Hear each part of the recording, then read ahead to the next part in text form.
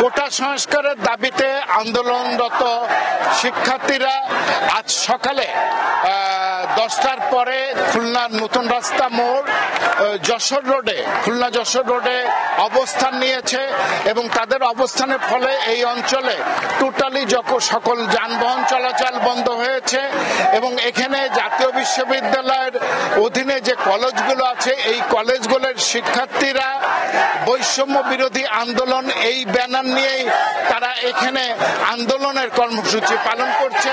তারা বলছে আমাদের ন্যায্য দাবি যতক্ষণ আদায় না হচ্ছে ততক্ষণ আমরা ঘরে ফিরে যাব না। আমাদের একটাই কথা, যেটা হলো যে কোটা যে বৈষম্য আছে, আমরা কোটা বিরোধী না, কোটার যে বৈষম্য আছে এই বৈষম্য দূরের জন্যই আমরা এই আন্দোলন নেমেছি।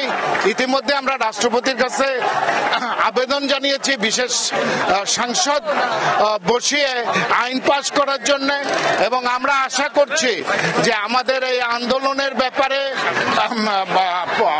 রাষ্ট্রপতি বিশেষ ভূমিকা গ্রহণ করবেন এবং আমরা শান্তিপূর্ণ এই আন্দোলন চালিয়ে যেতে চাই।